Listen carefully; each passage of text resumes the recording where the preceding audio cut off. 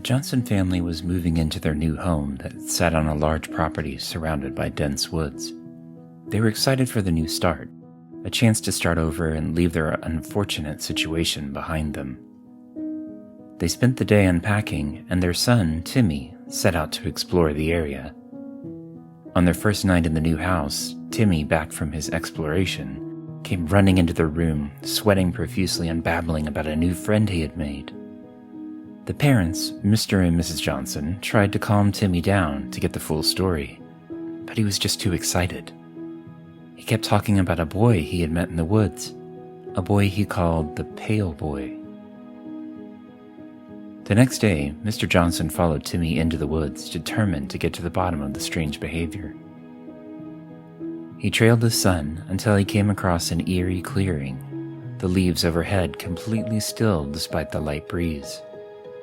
There he saw Timmy, sitting and talking to what appeared to be a small child's skeleton, still wearing a baseball cap and ragged white t-shirt.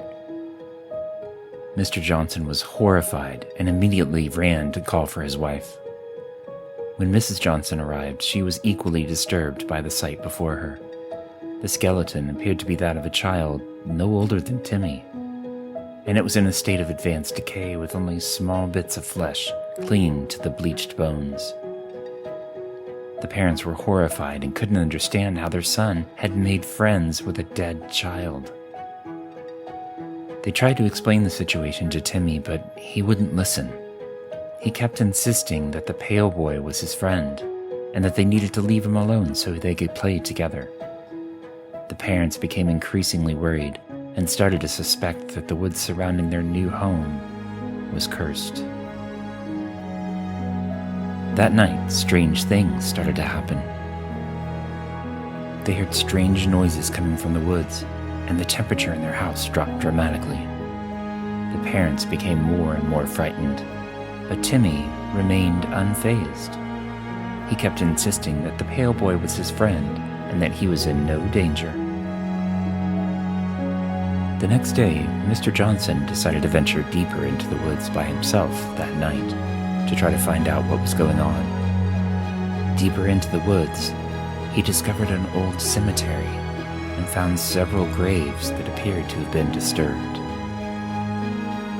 One such grave had a headstone that read, J. Scott, with the date of their passing putting them at not much older than Timmy was now.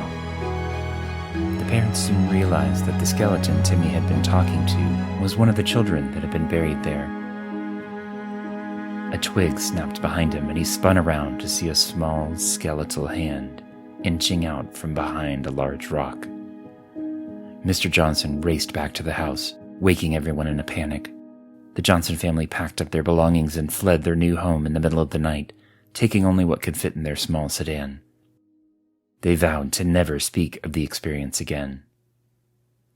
For months after they moved away, the Johnson family struggled to forget the horrors they had witnessed in their new home. Timmy refused to speak of the Pale Boy, angry at his parents for taking him away from his new friend. But the parents couldn't shake the image of the child's skeleton from their minds. They often wondered if they'd made the right decision in leaving their home, but they knew they couldn't risk the safety of their family. Years passed, and eventually the family moved on, but the legend of the Pale Boy persisted.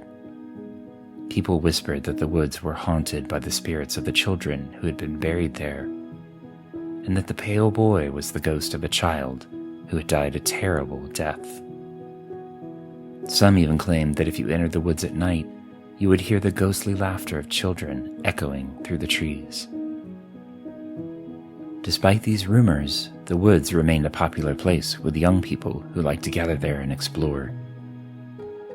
But one day, a group of teenagers entered the woods and never returned. A search party was organized, and several days later, the remains of the teenagers were found in the clearing where Timmy had made friends with the Pale Boy. They appeared to have died of fright, and the expressions on their faces were frozen in terror. The authorities tried to explain the deaths as a tragedy, but rumors of the cursed woods only grew stronger. People whispered that the Pale Boy was seeking revenge for the children who had been buried there, and that he would stop at nothing to protect the woods. Years went by and the Johnson family became old and gray, but they never forgot the horrors they had witnessed in that home. They often wondered what had become of the Pale Boy and if he still roamed the woods waiting for his next victim. And so the legend of the Pale Boy lives on, a chilling reminder of the terror that lurks in the woods and the dangers that await those who dare to venture into the unknown.